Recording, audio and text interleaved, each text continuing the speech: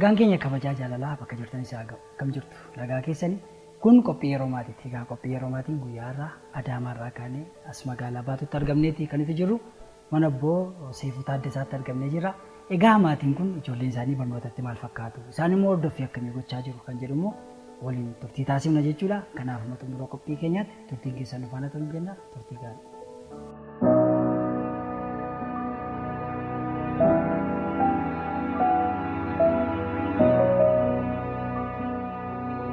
Egaa duraan dursee baay'ee isin galateeffannaa keessumaa yeroo maatii keenya nuuf taatanii mana keessanitti dhufnee isin wajjin turtii taasifnuuf waan nu fayyamtaniif maqaa daawwattoota keenyaan guddaa isin galateeffanna.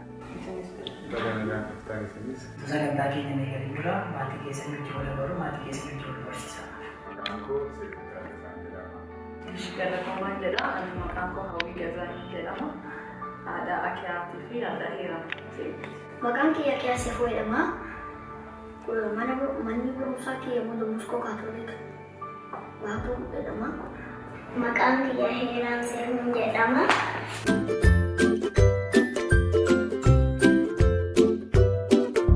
Akiyaa fi Heeraan barattoota baay'ee ciccimoodha. Baay'ee kan namatti tolanidha. Akka isaan barattoota ciccimoo ta'an Waaqayyoon baay'isanii galateeffama ciccimoo ta'uu isaaniitii fi barattoota baay'ee ciccimoodha kan maatiidha gaariidha barsiisota isaanii baay'ee kan jaallatanii barsiisota isaanii baay'ee sirriitti kan dhaggeeffatanii. Agaammaa cimina isaanii qabatanii akka itti fufan kan godhe tokkoffaa hordoffiidha. Qabxiisa bara darbee argatan sanarratti satisfaay ta'anii akka of hin daganneef hordoffiin keenya cimeefumatti fufu. Bara darbee kana goonirraa bakka jedhanii akka dhaabaniif nullee eeyyamnuu fi isaanillee immoo kan sirrumatti hubataniitu kan bara darbeedha. Dorgommii fi barumsi baranii jiru immoo barana jenneetum akkasitti itti eegalu yoo seenanillee miiruma saniin immoo dorgommii san qabatanii deemu. Bara kanarratti immoo isa eegsisanii tokkoffaa yoo ba'an maal isaaniif akka malu immoo nullee jalqabuma waggaa rakki keenya waan ta'eef isaanii qabachuudhaaf deemu isaanis barumsa isaanii akkuma jirutti ta'ee riwaardii isaanii beeksifachuu godhanii sirrumatti ejjamanii bifufu. Kutaa tokkorraa jalqabee barumsi natti cimaa ittiin baraan dhufee kutaa tokkoffaa irratti sadaffaan ba'ee darbee sadaffaatti immoo tokkoffaan ba'ee. Kutaa gaditti kaasanii haga ammaatti barumsa isaanii irratti baay'ee cimoodha. Akiyaanis kutaa tokkoffaadhaa kaasee amma kutaa sadaffaa kana lammaffaaf tokkoffaadha kan inni ba'aa dhufe haga ammaatti. Heeraan keejii waan fituudha isarrattis tokkoffaa baate.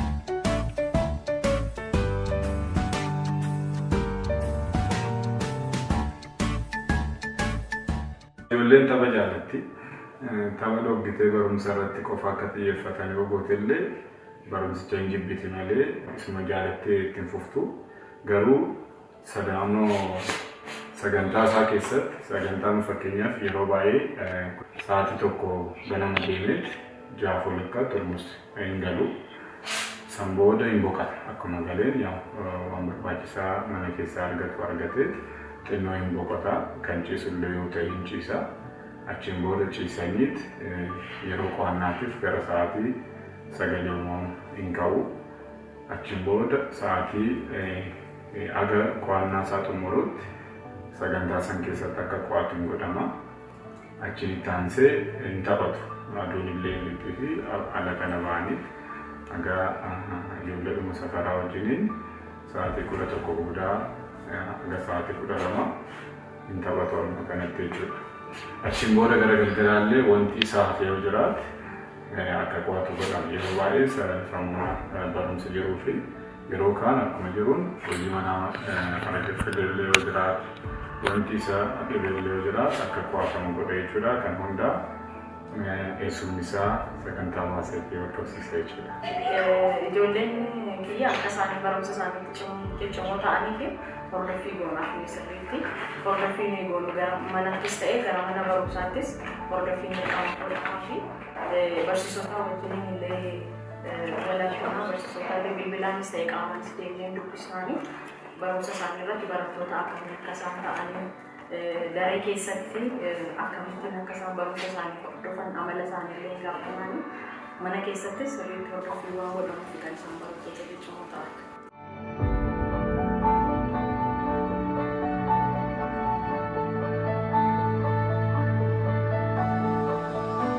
ijoolleen kiyya mana keessatti sirriitti karoora ni qabu. Karoora isaan qaban ganama akkuma beekamu yaa gara mana barumsaa isaanii deemu achi yeroo deebi'anitti laaqana isaanii nyaatu. Laaqana isaanii nyaatanii xiqqoo ishee hin boqotu. Yaa mana barumsaa keessatti fiigaa waan oolanii fi yeroo dhufan hin boqotu, yeroo boqonnaa hin kennamaa fi achitti kaanitti hojii manaas yoo qabaatan hin gaafatamu. Guyyaa maal akka isaan baratan, maal akka isaan mudate, barsiisota isaanii wajjiniin akkamitti oolanii, barsiisota maal jedhanii isa jedhu dursa hin gaafannaa nama keessatti. Hojii manaa yoo qabaatan hojii manaa isaanii akka isaan hojjetanii goona achi hin qo'atu jechuudha. Erga qo'atanii booddee yeroo isaan itti ba'anii taphatanillee yeroo hin kennamaaf jechuudha. Waan gaafachuu qabu akka hin sodaatu barsiisota biratti waan isaan galle biran ta'a. Hin gaafata akka baasee yoo galuu fi dide barsiisota wanti kun naan galle jedhee gaafata achumatti isaan akkuma nutti himan. Wanti isa dhufu oduu irraa hin galiniif dindeedheedhuma irraan ta'u sirnumatti gaafata achiin booda waan isaan irraa hubatan dhufa. Asitti illee yoo qo'atu oduma qo'ataa jiru wanti gaafii isatti ta'e yoo jiraate oduma qo'atu gaafa. Baay'ee taafika waan ta'eef san irratti duubatti hin jedhu sodaatu. Dhimma barumsaa kanaan wal qabatee waan gaafachuu qabu hundaa barsiisaas ta'ee nullee eessuma isaa qo'achiisullee sirnumatti gaafata. Barumsa keessaa barumsoota hedduu isaanii hin jaalata. Ispeeshaalii herreega Ingiliif sirnumatti jaalata jechuudha. Barumsa kaafanillee akkasumatti jaalata. Kanneen garuu yeroo baay'ee mana barumsaatti illee wantoota hiriira irratti illee dubbataman yoo jiraate Ingiliffaan sirnumatti haasaa jechuudha. Kun irra garii ciminuma inni argate malee manni barumsaa addaa dhimma kanaa jedhamee kan isaa kennan beekneen ture jechuudha.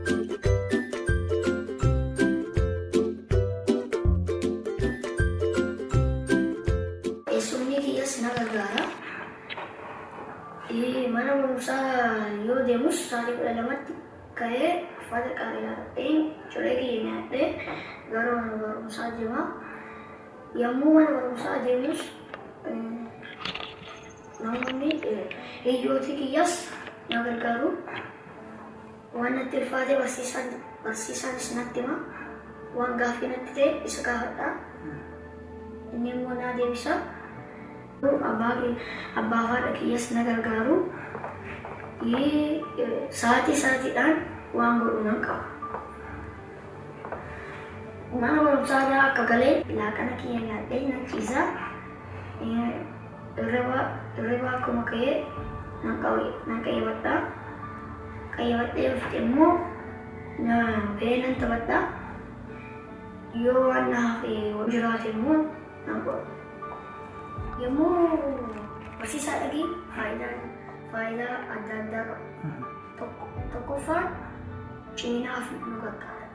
Lammaffaan gaaffii hunda akka deebisnuuf nu gargaara. Eessuma kiyya na qayyabachiisa.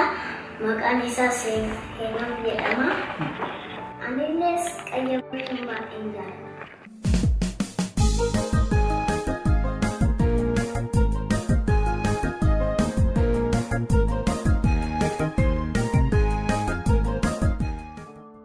Sadiitu turan. Sadiinuu obboleewwan turanii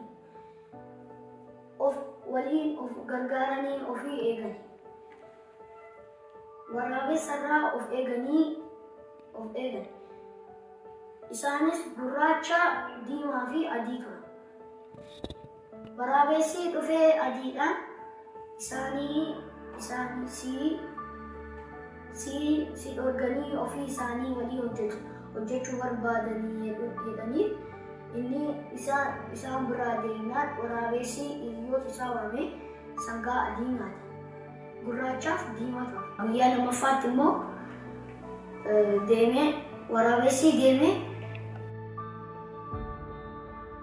sangaa diimaadhaan ati sangaa gurraacharraa borii inni booddeessa ajjeesaa jedhee. Toledhee irraa deemnaan ati na ajjeetu himii jedhee irraa deemnaan hiriyyaa isaa waamee waraabessi isa gurraachaa isa diimaa nyaate.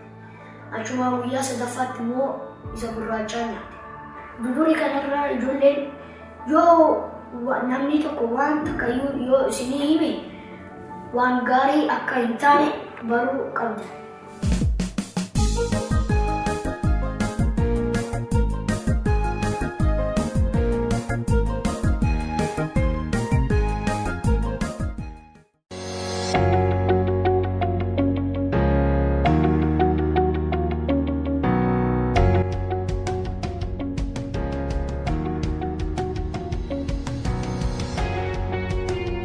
Ijoollee yeroo guddisnu barumsa irratti cimoo qofa akka hin taane of danda'uun isaaniillee dirqama.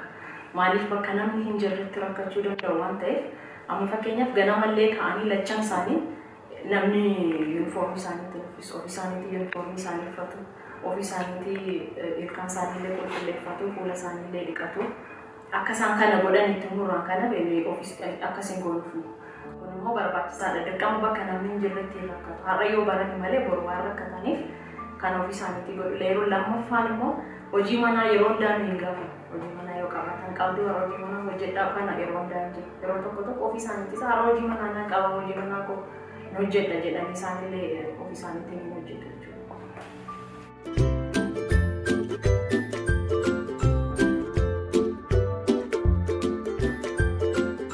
Akkaan freely wantoota lachuu akka qofa osoo hin taane lachuu waan isaanitti dhaga'amee fi waan argan hundaa yoo isaan salphatti gurra kenneef dhaggeeffannaa yaada isaanii seeraan akka ibsataniif jechaadha.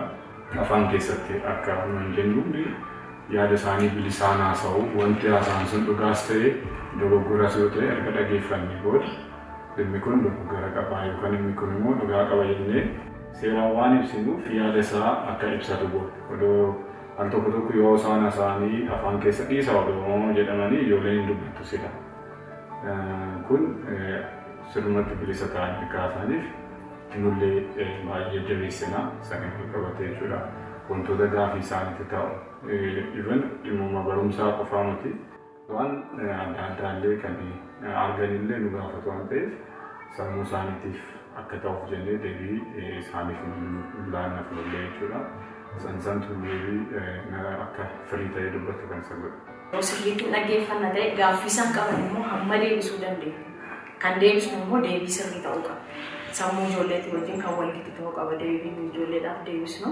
Kan akka kanattiin hin goona taanaan ijoolleen bakka barbaadan ga'uudhaaf wanti isaan dhorku hin jiru jechuudha. Mul'ataa isaanii bira ga'uu hin danda'u jechuudha.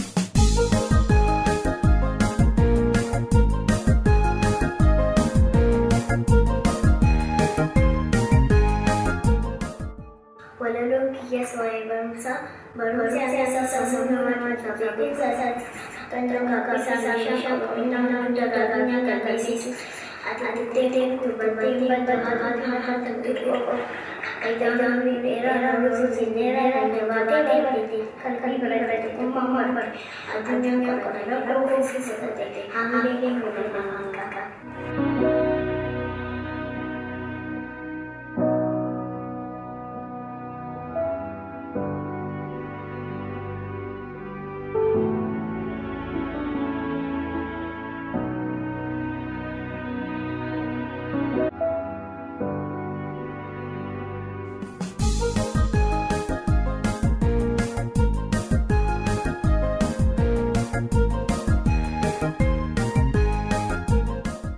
Baay'ee isaan irraa baran baay'ee ijoolleen ammaa barsiisota ta'an nu caala akka bara keenya nu baranii darbin isaanii moti miidiyaa argaa guddatu waan baay'ee argu waan baay'ee sammuu isaaniillee waan baay'ee observe godha waan ta'eef isaan irraa nullee waan baay'ee barachaa jirra. Even cimina bara akkuma sittiin akka nama fakkeenyaaf afaan lamaan barachaa dhufe tokko garuu kan isa dhibu sanarraa dhufee amma sirriitti fooyyeffatee aadaa isaas afaan isaas baratee even afaan isaallee guddifatee deebi'ee immoo barumsaanis sadarkaa dorgommii keessa galeenii tokkoffaatti hin ba'e kuni baay'ee cimina isaatti kan isarraa biranudha baay'ee. Kan biraa wal jaalala ijoollee gidduu jirurraa waan baay'ee bara. Wal yaaduun isaan lamaan gidduu jirurraa tokkummaa isaan lamaan gidduu jirurraa waan baay'ee baranna. Akkasumas manni barumsaa isaaniitti wal dorgommiin jiru poozitiividha. Ijoolleen dhimma jidduu kan jiru positive intention qaba waan ta'eef kanarraa illee nu waan fudhannutu irraa waan hedduu isaan irraa barachuu dandeenya jechuudha.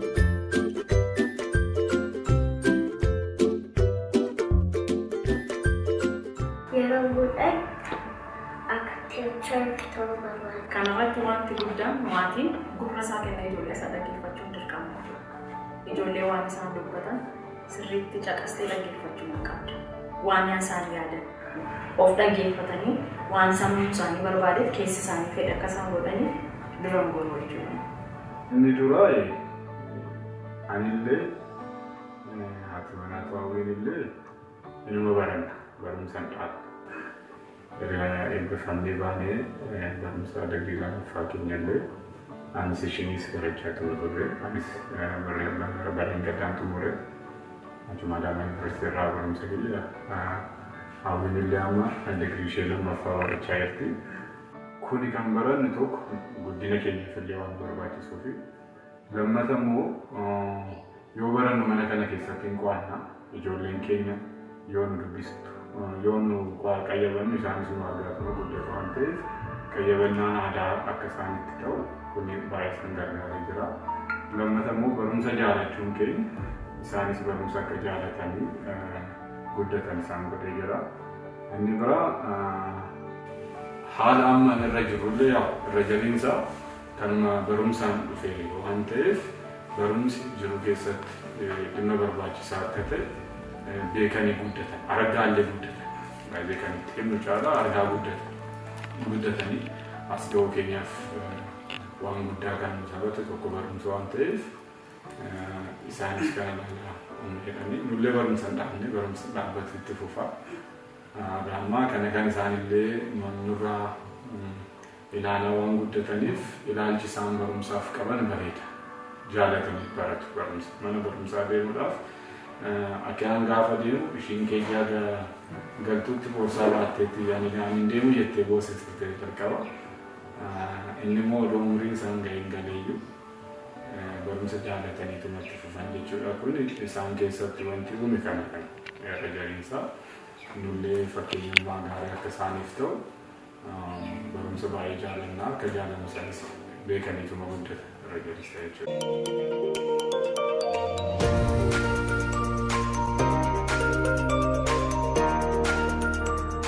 Ijoolleen kan maatii qofaa miti kan biyyaati.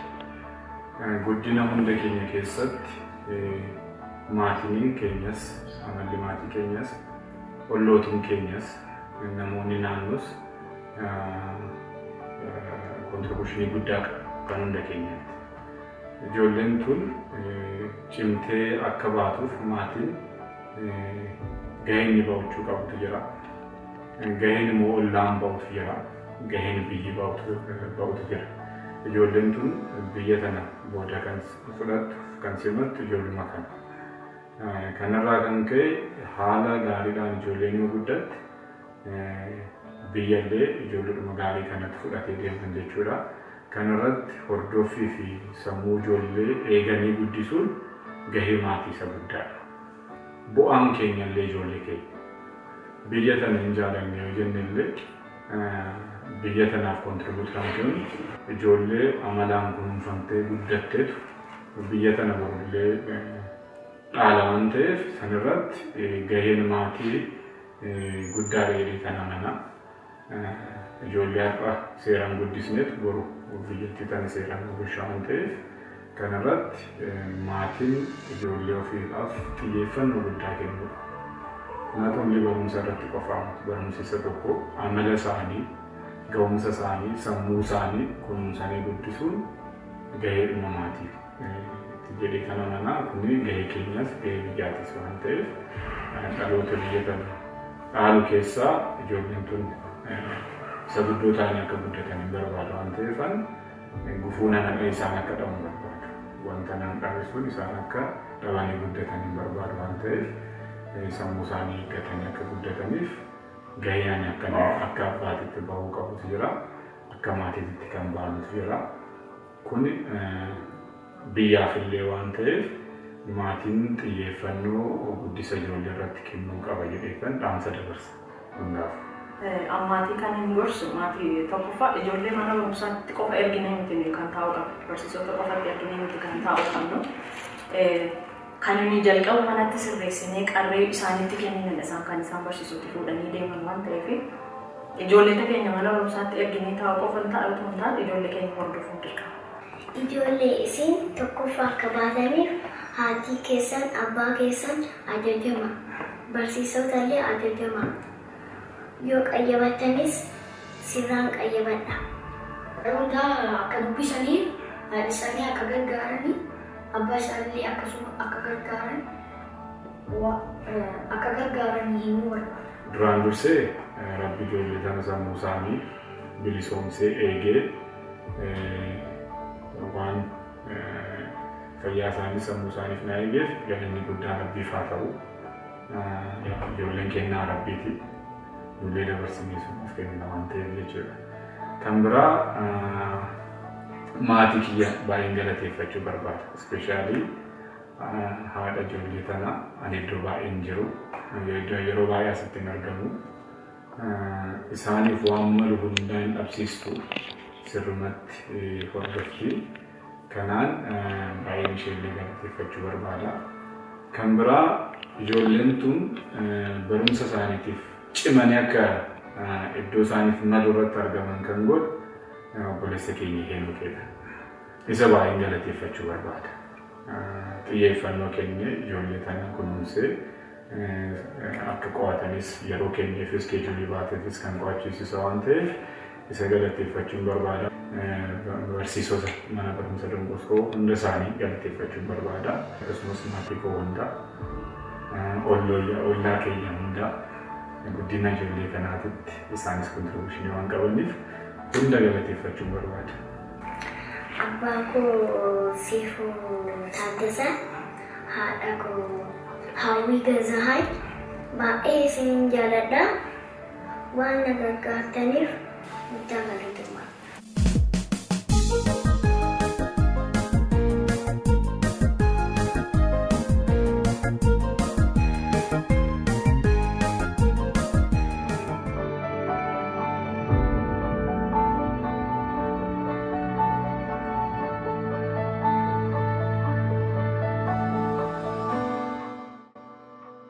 Maqaan koo Heenok Biraanuu jedhama. Barumsa digirii xumureera. Kana fakkaata sadarkaan barnoota isaanii fi eessuma isaaniiti. Akkasumas dabalataan immoo manatti barsiisaa kan ta'an qayyabachiisaan isaanii. Akkaanii fi heeran barattoota baay'ee qaxalee ta'anidha. Barattoota sammuu isaaniitti walitti yaadanidha. Barattoota baay'ee hubannaan isaanii al tokko umurii isaanii umurii kana irratti nama akkasii yaadaan jechisiisanidha. Akkasumas barattoota wanta haaraa baruuf tattaaffii godhanidha.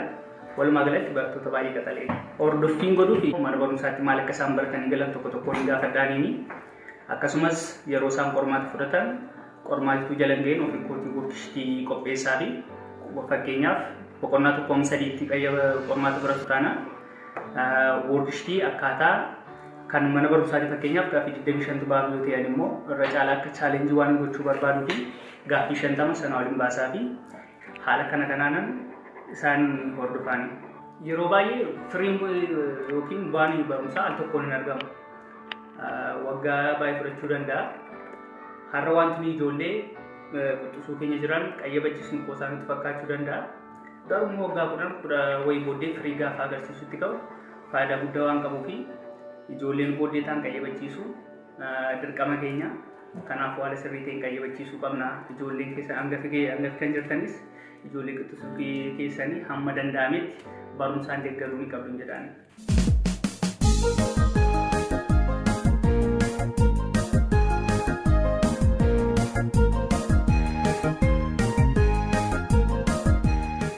Hojjettoota daawwattoota keenyaa egaa hiriyoonatti kan isin daawwachaa turtan qophii yeroo maatiitiin guyyaa har'aa magaalaa Baatoo mana Kosiif Taaddasaatti argamneetii kan jiru.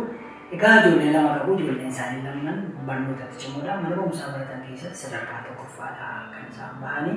Kanaaf maatiin fakkeenyummaa ta'uufii kaasee hordofuun maal baratanii maalirra oolanii kan jedhu immoo hojii mana hojjisiisuu yeroo isaanillee sirnaan akka fayyadamaniif gahee guddaa bahaa akka turan egaa nutti himameeti kan isaan jirani. Kanaaf maatiin bakka jiranitti ijoollee hordofuu dhaloota bor biyya kana jijjiiruu gochuudhaaf itti gaafatamummaa guddaan maatii irra jira waan ta'eef qooda fudhattoota barnootaa keessaa bu'uurri maatiidha waan ta'eef maatiin ijoollee isaa irratti hojjetanidha. Dhaamsa keenyaati. Sagantaa kana qopheessuun kan faana ture gammachuun isaa qeerransa kaameraa keenyaa Dubartista sammuu akkasumas ogeessota istuudiyoo mana ta'anii faana ture. Torbee dhufu immoo maatii biraa iddoo biraatti waliin